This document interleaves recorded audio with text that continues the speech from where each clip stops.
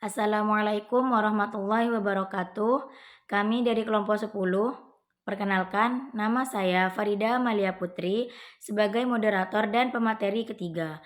Dan juga rekan-rekan saya yaitu Nuri Maulidi Sakinah sebagai pemateri kedua dan juga Riza Latul Qudsiah sebagai pemateri pertama. Kami di sini ingin memenuhi tugas presentasi mata kuliah pengantar ilmu pendidikan. Dosen pengampu Bapak Ahmad Yani MPD. Kami mendapatkan tugas 3 materi atau 3 bab. Bab pertama akan dijelaskan oleh Riza Latul Qudsiah dan bab kedua dijelaskan oleh Nuri Maulidi Sakinah dan bab ketiga akan dijelaskan oleh saya.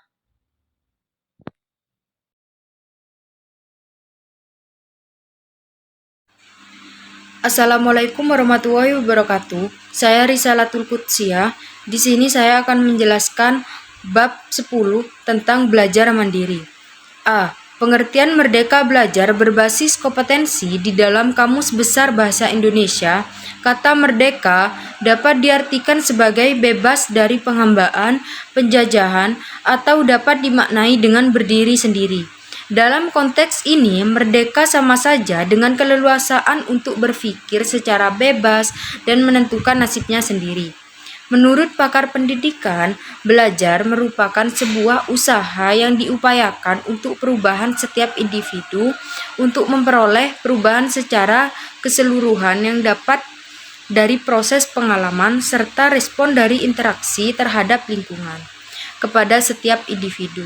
Secara umum telah dikemukakan bahwa belajar sebagai perubahan individu yang terjadi melalui pengalaman dan bukan karena pertumbuhan atau perkembangan tubuhnya atau karakteristik seseorang sejak lahir. Maka dari itu, merdeka belajar merupakan kebebasan di dalam menentukan cara berperilaku, berproses, berpikir, berlaku kreatif guna pengembangan dari setiap individu dengan menentukan nasibnya sendiri.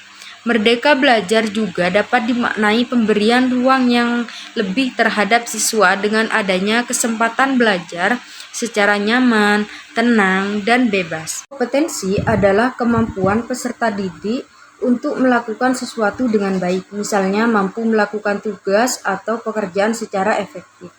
Kompetensi juga mencakup pengetahuan dan keterampilan yang dibutuhkan untuk menyelesaikan soal, atau bahkan keterampilan yang jauh lebih besar dan lebih beragam seperti menyelesaikan permasalahan yang dihadapi dalam kehidupan bermasyarakat dan atau kemampuan dalam memimpin organisasi. 4 prinsip program Merdeka Belajar. 1. Ujian sekolah berstandar nasional USBN. Ujian ini dilakukan untuk menilai kompetensi siswa dan siswi dalam bentuk tes tulis atau bentuk penilaian lainnya yang lebih komprehensif, misal portofolio dan penugasan tugas kelompok karya tulis, dan sebagainya. 2. Penyelenggaraan UN yang selama ini terjadi akan diubah menjadi asesmen kompetensi minimum dan survei karakter yang terdiri dari kemampuan bernalar menggunakan bahasa, literasi, kemampuan bernalar menggunakan matematika, dan penguatan pendidikan karakter. 3. Rencana pelaksanaan pembelajaran RPP. Format penyusunan RPP dari mana para guru secara bebas dapat memilih, membuat, menggunakan, dan mengembangkan format RPP. 3 komponen inti RPP sendiri terdiri dari tujuan pembelajaran, kegiatan pembelajaran, dan asesmen. Penulisan RPP pun dilakukan dengan efisien dan efektif dengan membatasi 4. Peraturan penerimaan peserta didik baru PPDB dengan sistem zonasi. Penerimaan PPDB sistem zonasi bertujuan untuk mengakomodasi ketimpangan akses dan kualitas di berbagai daerah. Landasan terbentuknya Merdeka Belajar. Banyak siswa yang merasa jenuh saat belajar sehingga mereka tidak acuh saat guru menjelaskan pelajaran ketika KBM berlangsung. Situasi ini tidak terjadi hanya sekali berlangsung. Bahkan, jika dilakukan survei, bisa jadi akan dijawab sering.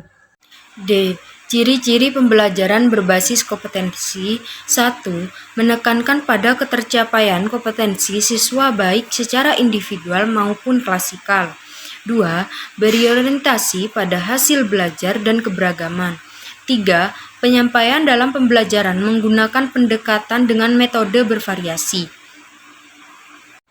Beberapa perbedaan pembelajaran berbasis kompetensi dengan pembelajaran berbasis konten. Di antaranya, 1. Pembelajaran berbasis kompetensi terpusat pada kebutuhan peserta didik dan lingkungannya. Sedangkan pembelajaran berbasis konten berpusat pada materi pembelajaran yang harus dikuasai. 2. Pembelajaran berbasis kompetensi mengutamakan pemahaman terhadap konsep dan keterampilan, sedangkan pembelajaran berbasis mengutamakan pemahaman materi. 3. Pembelajaran berbasis kompetensi mengukur kinerja dengan menerapkan konsep, sementara pembelajaran berbasis konten fokus pada serangkaian pertanyaan tes berdasarkan topik. 4. Pembelajaran berbasis kompetensi terkait dengan konteks kehidupan nyata peserta didik. 5. Pembelajaran berbasis kompetensi beri orientasi pada proses dan penguasaan kompetensi, sedangkan pembelajaran berbasis konten beri orientasi pada nilai akhir. Sekian materi yang dapat saya sampaikan, kurang lebihnya mohon maaf. Wassalamualaikum warahmatullahi wabarakatuh. Assalamualaikum warahmatullahi wabarakatuh. Perkenalkan, nama saya Nuri Maulidi Sakinah. Di sini saya akan menjelaskan bab 11 tentang strategi pelibatan keluarga. A. Strategi pelibatan keluarga di satuan pendidikan.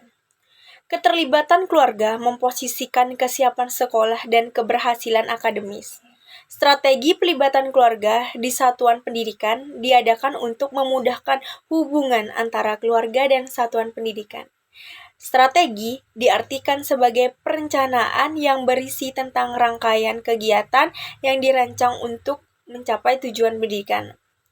Jadi maksudnya itu anak-anak yang terlibat dalam proses pendidikan, kan anak itu mendapatkan perhatian yang lebih dari keluarga. Maka dari itu, dia tuh kayak cenderung mendapatkan nilai yang lebih baik, memiliki tingkat kelulusan yang lebih tinggi, dan memiliki perilaku yang lebih teratur. Pelibatan keluarga di satuan pendidikan diadakan untuk memudahkan hubungan antara keluarga dan satuan pendidikan.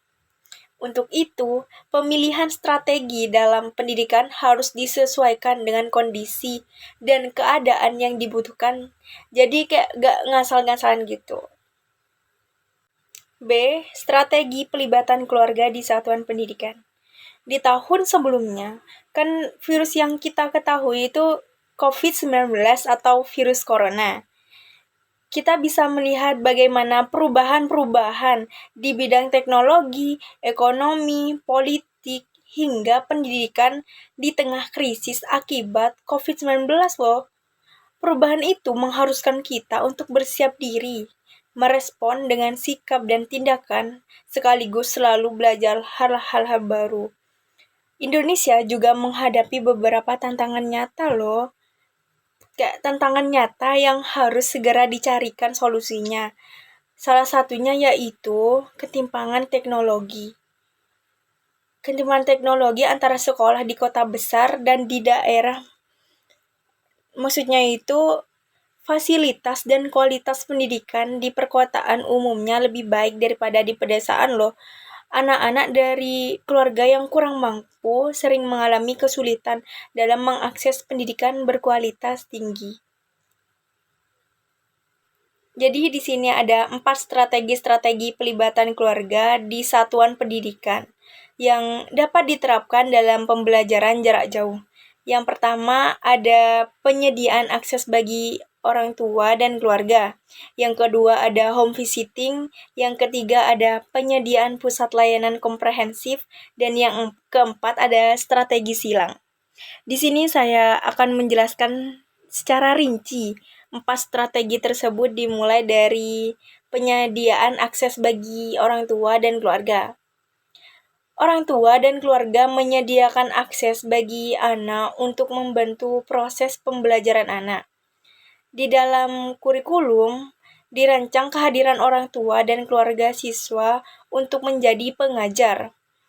Orang tua merasa bisa dengan lebih mudah memberikan arahan kepada anaknya dengan bantuan catatan kegiatan. Pelibatan orang tua dalam proses pendidikan telah membuat orang tua mampu beradaptasi dengan cepat untuk mengatasi kesenjangan pembelajaran yang muncul. Yang kedua ada home visiting strategi. Home visiting strategi adalah strategi berkunjung ke rumah siswa. Jadi gurunya yang datang ke rumah siswa. Strategi ini dilaksanakan dengan mengidentifikasi orang tua atau siswa yang partisipasinya itu rendah. Ini juga merupakan salah satu cara untuk menjalin komunikasi antara orang tua, siswa, dan guru. Karena melakukan komunikasi langsung dengan orang tua siswa tuh perlu dibangun dengan baik dan harmonis. Dengan home visiting ini, para siswa dapat menangkap pembelajaran secara visual dan audio. Karena mereka itu tidak semuanya menguasai salah satu media pembelajaran tersebut. Ada juga yang harus keduanya, seperti guru yang menulis dan siswanya yang melihat langsung. Yang ketiga, penyediaan pusat layanan komprehensif. Jadi di sini kan penyediaan pusat layanan komprehensif itu berarti layanan perbaikan. Ya, penyediaan pusat layanan perbaikan, di mana kegiatan ini dilaksanakan untuk membentuk posko pusat layanan komprehensif yang mewadahi orang tua dan keluarga untuk terlibat berkonsultasi berkaitan dengan perkembangan anak mereka.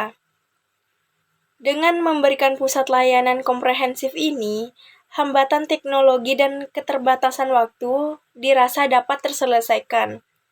Karena pusat layanan komprehensif membentuk atau memberikan wadah bagi orang tua untuk bisa selalu berkomunikasi dengan sekolah secara mudah dan bisa dilakukan kapan saja oleh orang tua. Keempat, strategi generasi silang.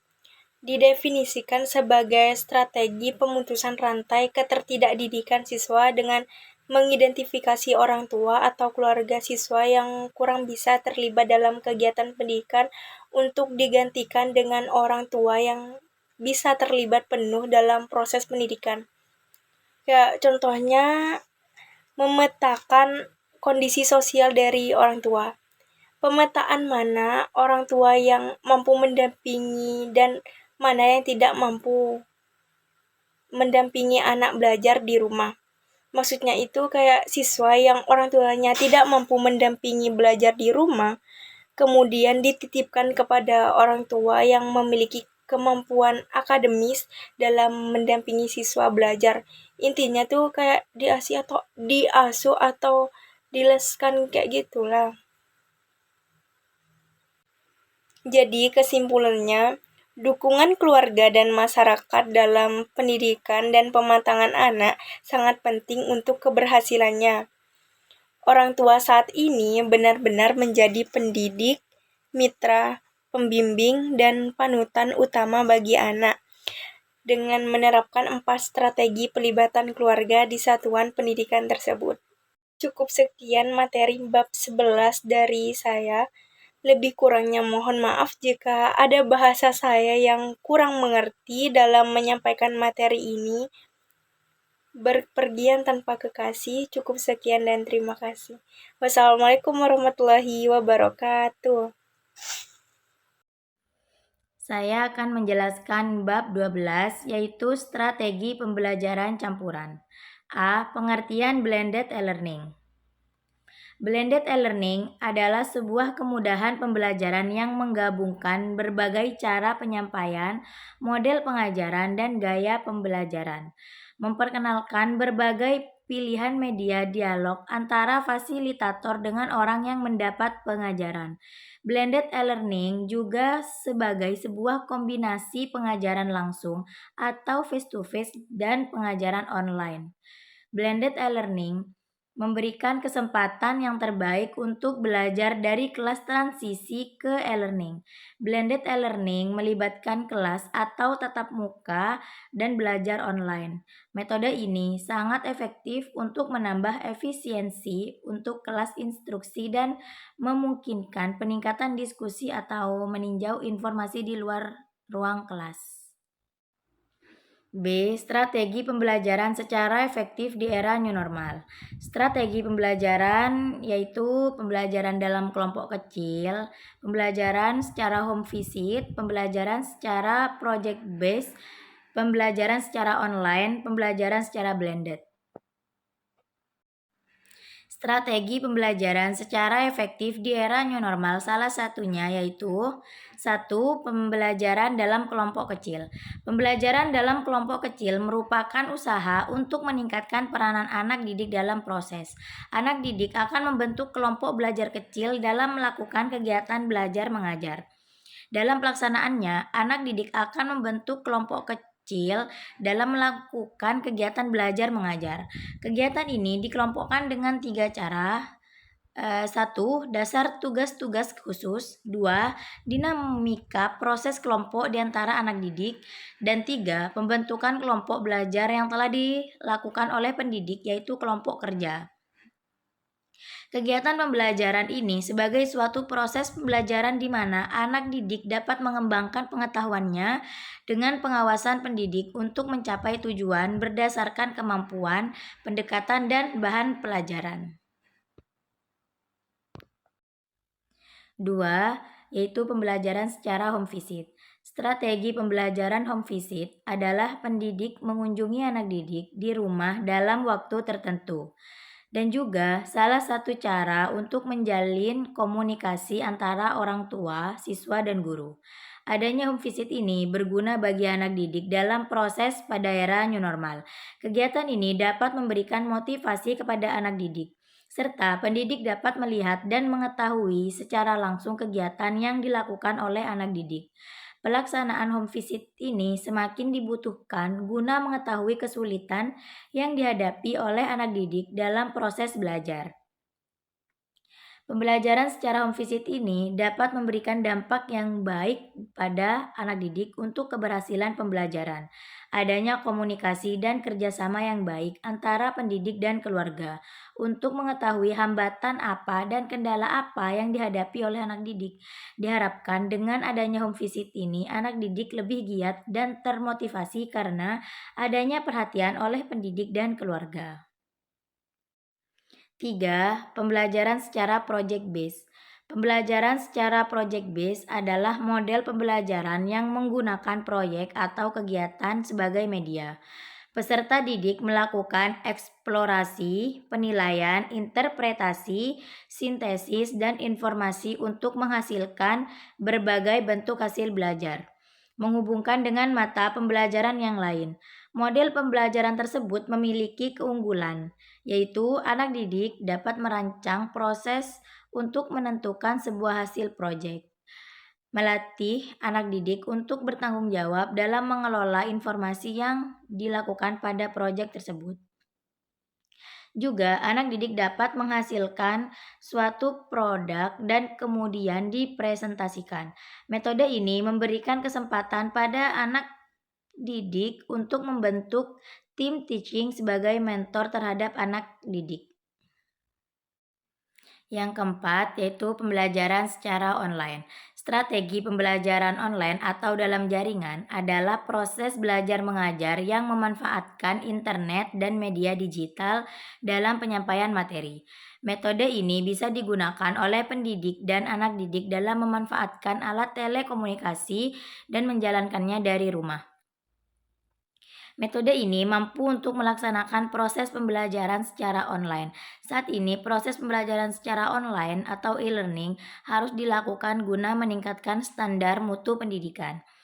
Pelaksanaan pembelajaran secara online dapat menggunakan aplikasi virtual meeting secara online seperti Zoom, Google Meet, WhatsApp Group, dan lain sebagainya. Sehingga metode ini aman bagi pendidik dan anak didik dan tujuan pembelajaran tercapai. Kelemahan metode ini jika jaringan penyedia layanan telekomunikasi lambat atau putus. 5. Pembelajaran secara blended. Pembelajaran secara blended adalah metode yang menggabungkan pembelajaran online dengan tatap muka. Terdapat 5 kunci pembelajaran secara blended, yaitu live event, pembelajaran secara langsung atau tatap muka. Self-paced learning, yaitu kombinasi dengan pembelajaran mandiri. Hal ini dilakukan oleh anak didik di mana saja dengan menggunakan materi atau bahan ajar yang bersifat text-based maupun multimedia based seperti video, animasi, simulasi, gambar, audio ataupun kombinasi dari semuanya. Collaboration, yaitu mengkombinasi secara antara pendidik dan peserta didik yang keduanya bisa lintas sekolah atau kampus. Assessment, yaitu pendidik harus mampu mengkombinasi jenis penilaian yang baik bersifat tes dan non-tes atau tes yang bersifat autentik.